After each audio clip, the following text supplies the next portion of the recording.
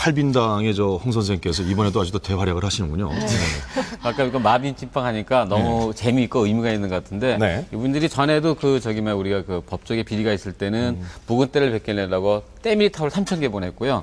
장관 온로비 사기 때는 몸빼압을 보냈다고 합니다. 국민들한테는 활기를 주고요. 그들한테는 경고를 주는 게 아닌가 생각합니다. 예. 그리고 뭐 장동건 씨나 김태희 씨 닮은 아이 나오면 행복하겠죠. 그렇지만 저도 아기를 낳아보니까요. 아이 얼굴에서 제 얼굴이나 제 남편의 얼굴을 찾을 때가 더 행복하고 즐겁더라고요. 순한 게 제일 좋아요. 예. 매일 샤워하시는 분들 많을 텐데 주의해야 된다고요. 네, 요즘 새로 지은 아파트 욕실이나 또 욕실을 인테리어 하실 때 욕조를 버리고 샤워 부스를 이렇게 만드는 분들 많습니다. 그런데 조심하셔야겠습니다. 샤워 부스가 갑자기 무너지는 사고가 있었는데요. 자세한 내용 함께 보시죠.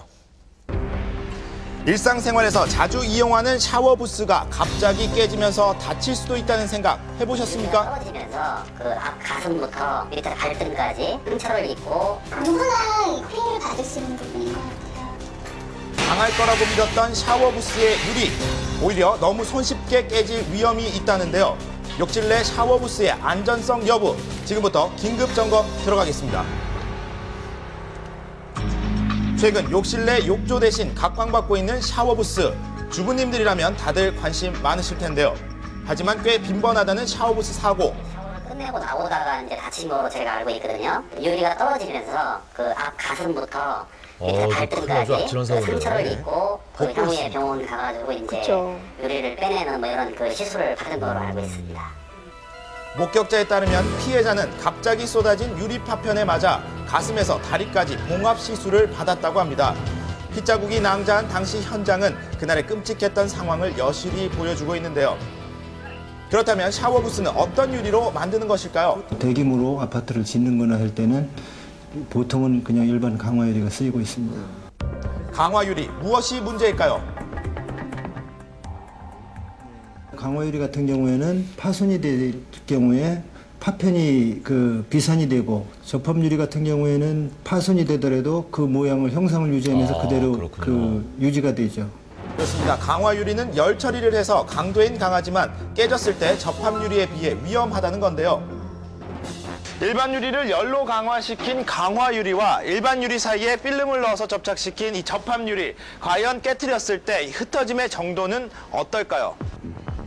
유리 강도 및 균열 시험으로 확인해 보기로 했습니다. 먼저 접합 유리를 쇠덩어리 추로 가격해 봤는데요.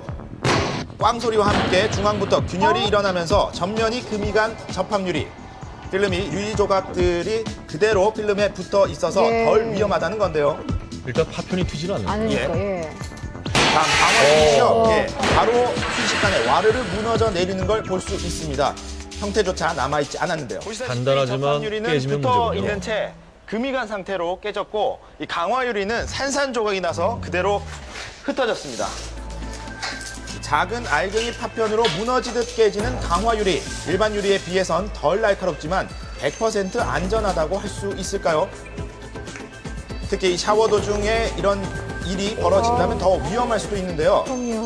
그렇다면 왜 그렇게 힘이 없이 깨지는 걸까요? 지난 9월 욕실에 들어갔다가 산산이 부서진 샤워 부스를 발견했다는 주부. 청소하려고 딱 들어왔는데 여기 유리가, 벽에 있던 유리가 다 와르르 무너져 내린 상태에서 한 4분의 1 정도 벽에 붙어 있었고요. 나머지는 온통 파편이 다 튀어가지고 변기 속, 심지어 아무도 없었는데 욕실에. 그렇죠. 사방으로 이제 흩어져 있는 상태였어요. 없어서 다행이었죠. 그렇죠. 하루아침에 흔적도 없이 무너져 내린 유리벽. 당시 유리를 지탱하던 지지대와 경천만 덩그러니 제자리를 지키고 있었습니다. 혹시 유리문에 큰 충격을 가했던 건 아닐까요? 충격은 전혀 준 일이 제 기억에는 없고요. 저희 남편도 없다고 얘기를 하거든요. 전문가들은 유리문을 지탱하고 있는 경첩 부분 때문에 이런 사고가 발생할 위험이 있다고 지적합니다. 유리 재료가 견딜 수 있는 하중 한계가 있고요. 따라서 이런 하중 한계에 대한 정확한 수치를 가지고 계산을 해서 경첩 설계를 해야 합니다만은 그런 부분이 상당히 현장에서는 무시되고 있는 게 현실입니다. 결국 하중을 견디지 못한 유리가 서서히 균열이 가면서 작은 충격에도 와르르 무너질 수 있다는 건데요. 그렇다면 깨졌을 때 2차 피해가 우려되는 강화유리 대신 접합유리를 사용하면 더 안전하지 않을까요? 실제 선진국에서는 인체에 직접 닿는 샤워실이나 학교 등에 접합 유리를 사용하도록 규정하고 이게 있습니다. 제대로 역할을 하느냐, 그 유리가 제 성능을 다하느냐 이렇게는 제도화가 되어 있습니다. 그러나 이제 파손 여부에 따라서 얼마나 안전하냐 여기에 대해서는 이제 언급이 없는 걸로 알고 있습니다. 아쉬운 대목이네요. 네, 그러는 사이 샤워부스 사고는 끊이지 않고 발생하고 있는데요. 이대로 방치해도 괜찮은 걸까요? 저희는 샤워부스 설치에 대해서는 또 규정하고 있지 않고 설계자나 입주자, 사용자 등의 의사에 따라서 근데 그거를 의무하고 있지 않은데 거기에 들어간 재료를 저희가 제재할 수 있을까요? 안전기준조차 없는 상태에서 조금이라도 피해를 줄이는 방법으로는 안전필름 부착이 도움이 된다고 하는데요. 그러나 무엇보다 우선은 국민의 안전 아닐까요?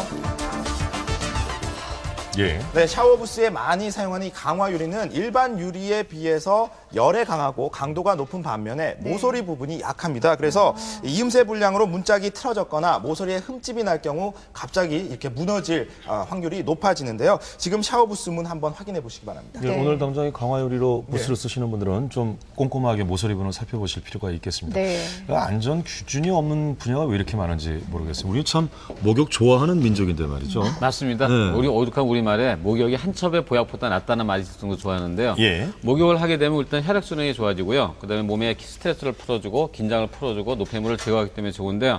단 한 가지 당뇨병이나 고혈압 있는 사람 같은 경우는 너무 자주 하거나 일반 사람도 오래 하게 되면은 다른 병이 생길 수가 있기 때문에 조금씩 잠깐씩 하는 게 좋겠습니다. 당뇨병도요. 예. 욕실 그 깨끗하게 신경만 써